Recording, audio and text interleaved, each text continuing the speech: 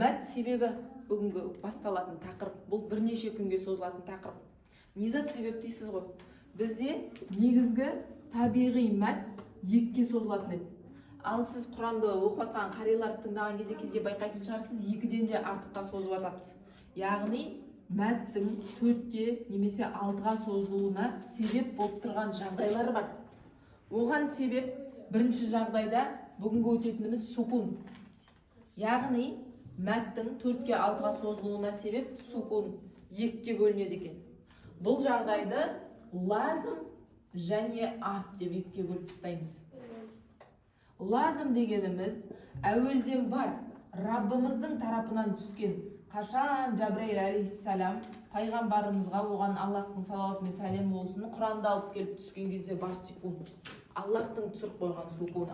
Арт дегеніміз пайда болатын. Яғни біз Құранды оқу барысында аят соңында тоқтағанымызға байланысты, немесе деміміз жетпей қалып демалуымызға байланысты сукун жасағанымыз арт деп аталады екен.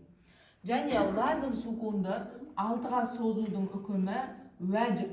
Уәжіп дегеніміз фарзға 99% жақын. Яғни міндетті түрде созу керексіз. Мына жерде шаршап қалдым, демім жетпей қалып, күшім келмей жатыр деген нәрсе сылтау болмайды. Міндетті түрде созу керексіз. Ал артты созудың үкімі жайыз, яғни рұқсат жағдай. Соза алмай қалсаңыз күнә жазылмайды. Бірақ 4-ке 6-ға созу абзал болады. Енді қараңыз, бұған мысалға Фатиха сүресінде бізде вәлядоллин деген сөз бар. Есіңізге түсіріңіз, шадда қағидасы. Шадда дегеніміз қосарланып оқылатын әріпке қойылады. Қосарланып оқылады дегеніміз ол жерде жасырын сукун бар деген сөз.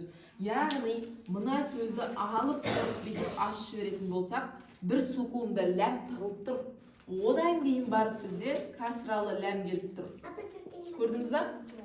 Яғни мына жерде Раббымыздың тарапынан түскен сукун бар.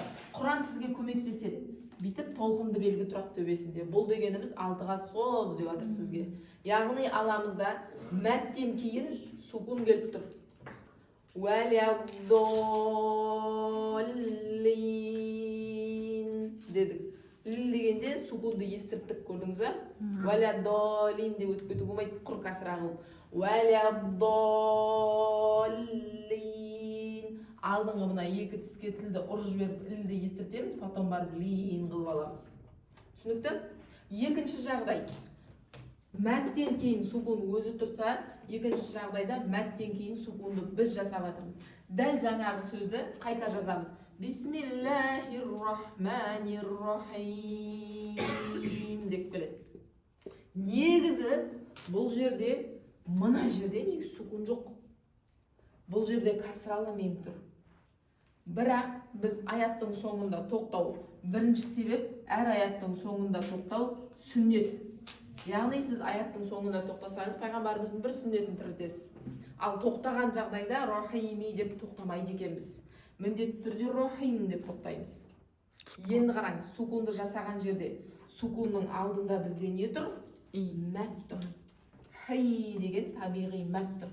Яғни мәттен кейін тоқтайтын болсақ, 4-ке 6-ға созу керек болады екен. Егерде сукуннан алдында мәт тұрса, бұл қағидаға мәт арт деп аталады. Ал егерде кейбір сөздер бар, тоқтасаңыз, мына жасаған, өзіміздің қолдан жасаған сукунымыздың алдында мәт болмайды, просто тоқтадық. Мысалға, уәл-фәжр деген, уәл-аср деген сөздерде бүйтіп әл-асри негізінде, асри. Бірақ біз сукун жасап аср деп тоқтадық. Алдында мәт бар ма? Мәт жоқ. Яғни мәт болса мәт арт болады, ал егерде мәт жоқ болса, просто сукун арт болады бұл қағида. Түсінікті? Енді қараңыз, тоқтау бірінші жағдайда сүннет болғандықтан тоқтаса, екінші жағдайда деміңіз жетпей баратса, аяттың ортасында да тоқтауға рұқсат. Яғни оқып келе жатасыз да, тоқтап сукун жасайсыз. Келіңіз, Құранды түсіріңіз. Мысалға, любой мына ұзын аяттан қараңыз міне. оқып атасы да وَجَعَلْنَا اللَّيْلَ وَالنَّهَارَ آيَتَيْنِ. Тоқтадыңыз. Көрдіңіз бе? Сукун жасап тастадыңыз. Бұл уже арт қағидасын жасадыңыз. Содан кейін жалғастырып кете бересіз. Түсінікті? Мына жерде тоқтау белгісі тұр. Тоқтау белгісі болмаған жерде тоқтайтын болсаңыз, мысалға мына жерде тоқтасаңыз. وَمَن مَّعَهُ فِي الْفُلْكِ деп тоқтасаңыз. Тоқтау белгісі жоқ болғандықтан фил фульки وَجَعَلْنَاهُمْ, яғни мына сөзді харакетпен қайта оқып кетесіз. Бұл қағидаға сукун арт дедік. Ал егер мына жерде мәт болса, мәд арт болады. Түсінікті?